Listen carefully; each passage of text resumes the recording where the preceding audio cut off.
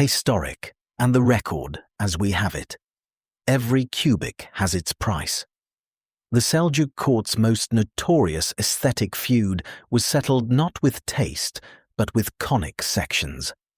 A theorem's elegance, students, is inversely proportional to the pettiness of its patron. The more trivial the grievance, the more baroque the resulting formula.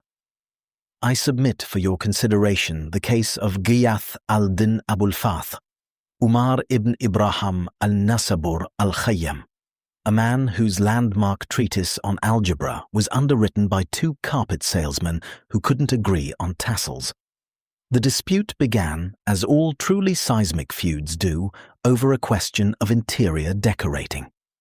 In the Great Bazaar of Isfahan, circa 1075, two merchants, Bahram the circle and Jafar the angle, held adjacent stalls and diametrically opposed philosophies of flooring.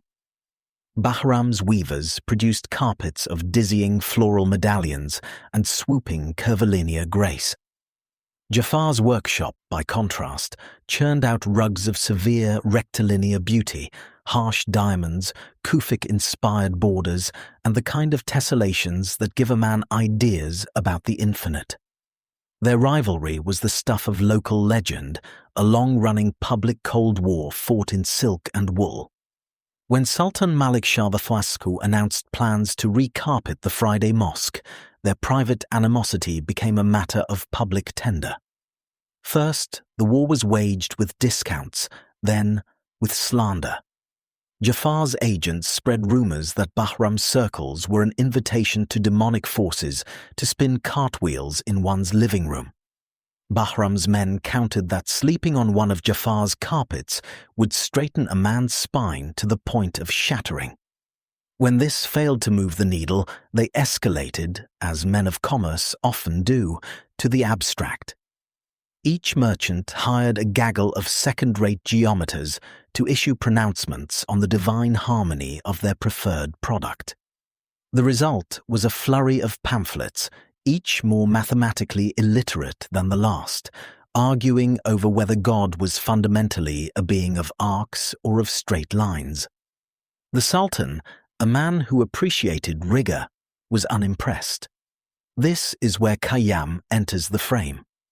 He was known in Isfahan as a poet and astronomer, a man who could think, but the merchants approached him for a mathematician's seal of approval. One of them, accounts differ, naturally, tasked him with a problem born of pure spite, to devise a pattern so complex it would prove, once and for all, the superiority of his chosen form. The specific ask involved constructing a segment whose length was derived from the volume of a cube, a problem that, to Khayyam's immediate and gleeful recognition, was algebraically a cubic equation. He saw at once that the merchant's squabble was the key to a far more elegant duel, the one between a parabola and a hyperbola. He named his price. Both men, desperate for the royal contract, paid it. Therefore, for 2 years, the greatest mathematician of his age was funded by competitive carpeting. While Bahram and Jafar imagined he was sketching out patterns for the ultimate prayer rug, Khayyam was systematically classifying equations of the third degree.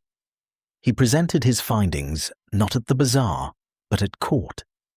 The merchants, summoned for the great unveiling, were treated to a lecture on the 14 types of cubic equation that can be solved by the intersection of conic sections.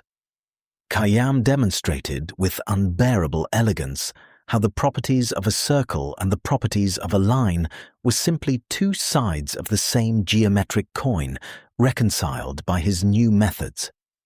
The Sultan, dazzled by an intellectual performance he barely understood, awarded Khayyam a lifetime stipend and a post at his new observatory. The mosque contract was given to a third, less ambitious weaver from Nishapur. Bahram and Jafar were financially ruined, having poured their fortunes into a proof that had nothing to do with their products.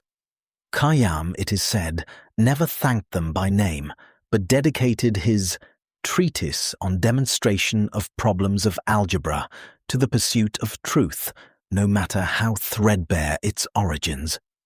Filed by Professor Anand Zero-Sum Subramaniam for Historic.